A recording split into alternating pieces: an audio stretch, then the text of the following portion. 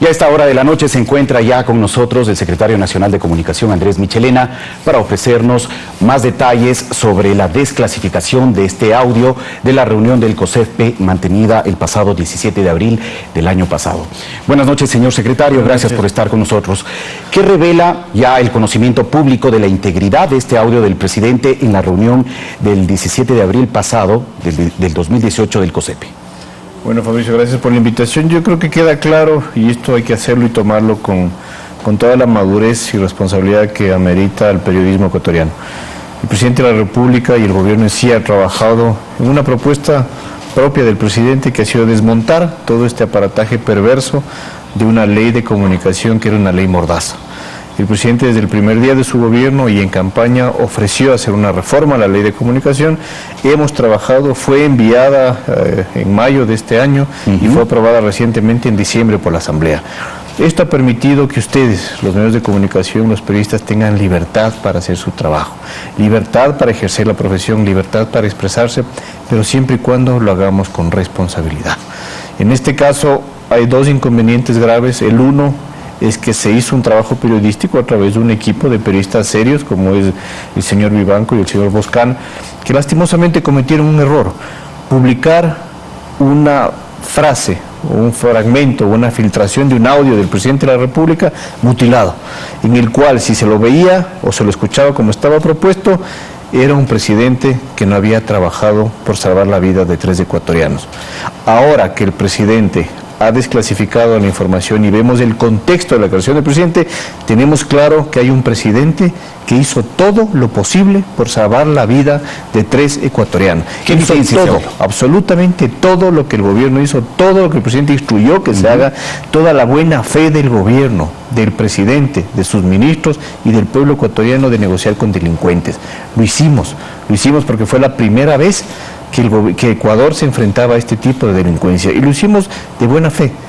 Obviamente, luego de eso, luego de conocer que ya los ecuatorianos, 3 ecuatorianos periodistas habían obviamente sido asesinados, esto fue un jueves cuando el presidente estaba en Lima y regresó de forma inmediata de la Cumbre de las Américas con los familiares en el avión, y se dio a conocer el viernes la muerte, el martes siguiente. 5 días después se hace la reunión del COSEFPE, donde ya se sabía lo que pasó, y el presidente obviamente expone que tampoco va a exponer al pueblo ecuatoriano, a su país y a su nación, a estar de rodillas sobre unos delincuentes. En el audio que se puede ya escuchar de manera íntegra, se puede escuchar al presidente diciendo que se cumplieron los compromisos acordados a cabalidad, que hubo una desmovilización de tropas temporalmente, como se habría acordado, y que incluso se habría acelerado los procesos judiciales con apoyo de las propias autoridades judiciales para lograr la recuperación o la liberación de las 3 personas retenidas. Todo esto evidencia entonces un contexto distinto al que se estaba difundiendo a través del portal La Posta,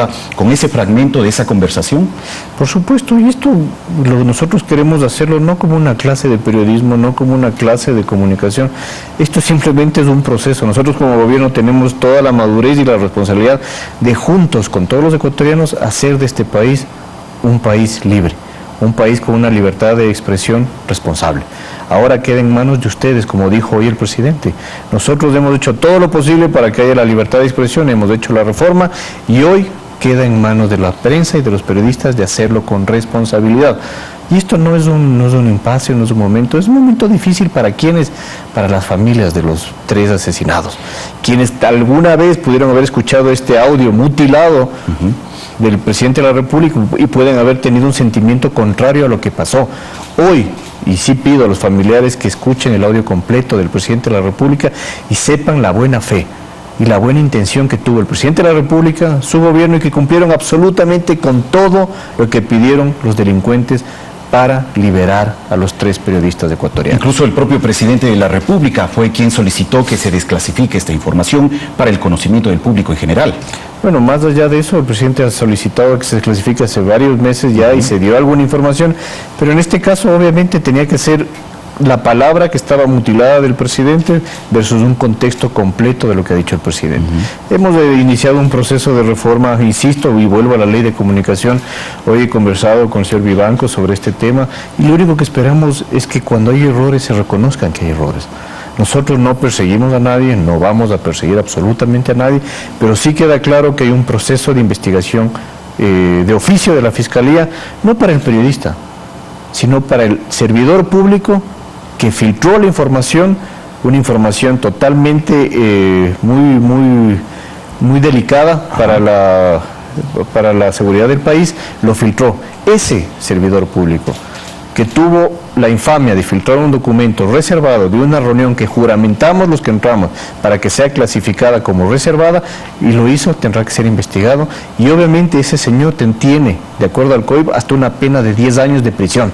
No el periodista, que no se interprete, aquí nosotros no estamos persiguiendo absolutamente a nadie. El funcionario que filtró esa información, y ese funcionario a quién le dio, y ese funcionario a quién le dio, y ese funcionario a quién llegó. Eso lo hará ya la Fiscalía. Señor secretario, por lo que usted nos dice, entendemos entonces que ustedes ya han identificado la persona que finalmente filtró parte de esa conversación, de esa reunión reservada. No, como lo dijo hoy el presidente, todos tenemos supuestos, algunos suponemos quiénes han podido hacer, pero esto está en manos de la Fiscalía. La Fiscalía debe investigar a fondo quién fue el funcionario público que en la reunión del COSEPE filtró la información clasificada como seguridad nacional. ¿Quiénes se reúnen en el COSEPE? ¿Quiénes participan en ese tipo de reuniones? Están varias autoridades, incluso de la presidenta de la Asamblea, la presidenta de la Corte Suprema, están las Fuerzas Armadas, están varios ministros, secretarios de Estado. Si no me equivoco, en esa época estuvo invitado también el Contralor General del Estado, estuvo el fiscal, estuvo el director de la CENAIN, de ese entonces, estuvo varios funcionarios invitados. Todos cumplen un juramento. Juran que esa información es confidencial, juran que esa información es delicada para el Estado y de seguridad nacional, y juran no hacerla pública. Por eso es todo un procedimiento de desclasificar esta información. Y hay que dejar claro que se lo ha hecho y que la palabra del presidente sigue estando intacta, que las buenas intenciones del presidente siguen estando intactas y que el presidente toma decisiones firmes.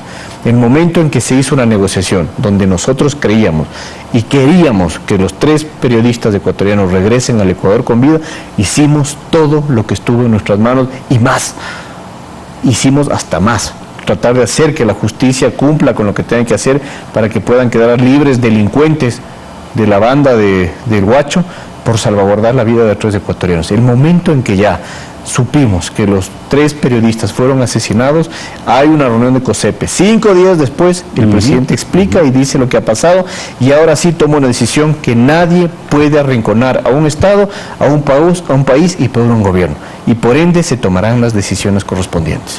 ¿Cuándo ustedes entregarán ya una acusación ya directa? Hay una investigación ya de oficio por la Fiscalía. La investigación ya está en marcha, ya han avanzado, se entregará la información a los familiares, se entregó la información de la desclasificación por parte de la ministra del Interior, y obviamente esto es un paso de transparencia más del Gobierno Nacional.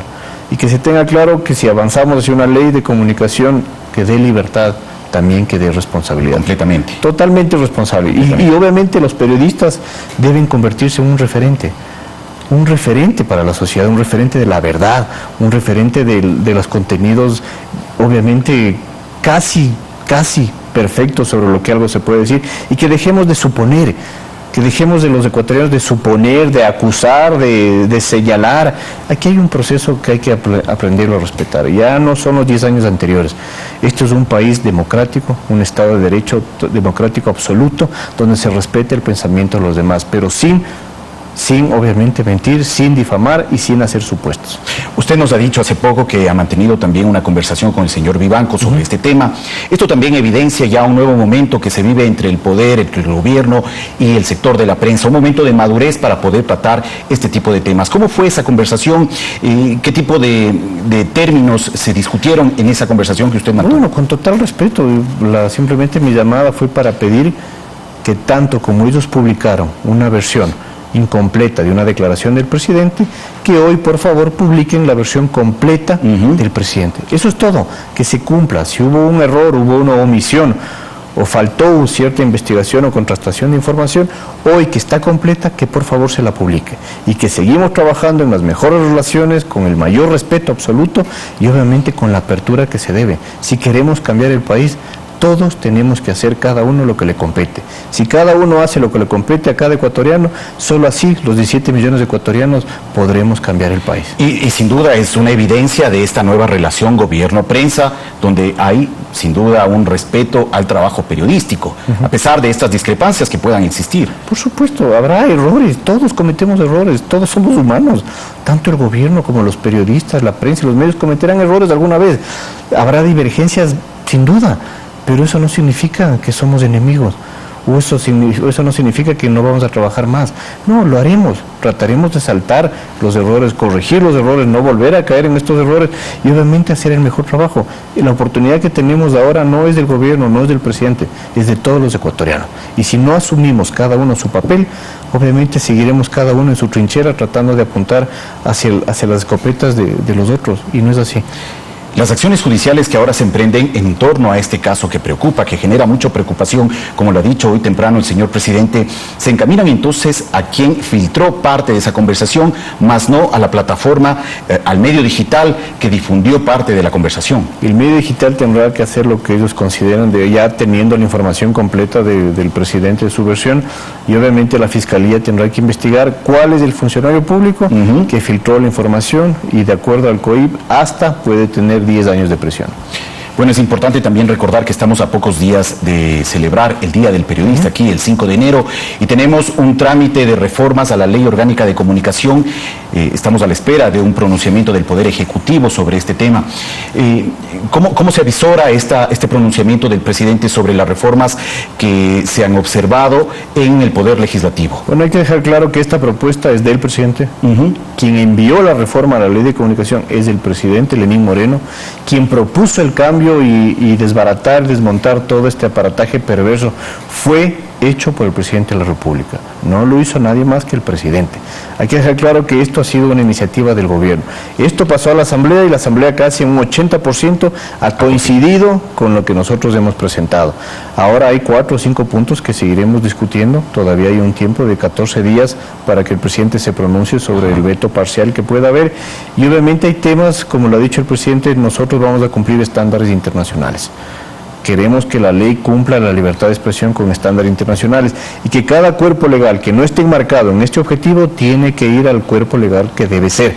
Es decir, telecomunicaciones a telecomunicaciones, cultura a cultura, publicidad a publicidad, producción a producción. Esta es una ley que garantiza la libertad de expresión, que garantiza los derechos y que cumple estándares internacionales. Ese es el objetivo y el concepto que nos hemos propuesto. ¿Habrá veto parcial entonces a esas reformas a la Ley de Comunicación? Sin duda. ¿En qué aspectos? Bueno, hay un tema que lo hemos discutido y que yo ya lo anuncié hace una semana. La transitoria número 8 no podremos dejarla pasar, obviamente está violando contra la Constitución.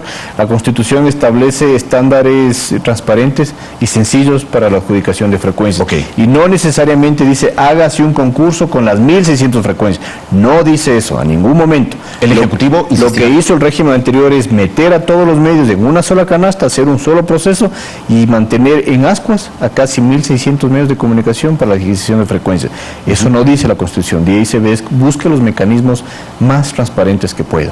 Y obviamente ahorita no podemos dar paso a no dar paso a las declaraciones del Contralor, al informe de la Contraloría, que permite que se haga un proceso de nulidad del concurso de frecuencias.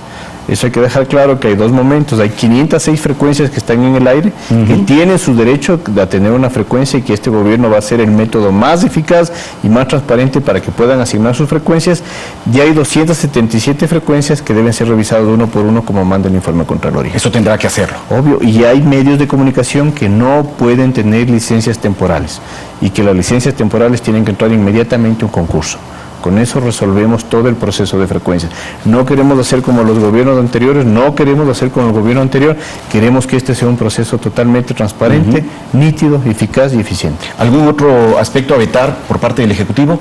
Bueno, estamos revisando, el presidente ya lo dará a conocer en los próximos días. ¿Cuándo podría hacer el anuncio el señor presidente? Espero que antes de su viaje a Suiza. ¿Qué es el qué día? 14 de enero. De enero. Bueno, ya para cerrar también entendemos que en pocos minutos habrá una cadena nacional. El señor presidente se dirigirá a todos los ecuatorianos. ¿Podría adelantarnos un poco el contenido del anuncio presidencial? No me gustaría adelantarme a lo que dice el presidente, espero más bien que vean la cadena y después encantado. Muy bien, muchas gracias entonces al secretario nacional de Comunicación, Andrés Michelena, por ofrecernos una ampliación sobre el tema de la desclasificación del audio de la conversación que mantuvieron en la reunión del Consejo de Seguridad Pública del Estado el pasado 17 de abril de 2018.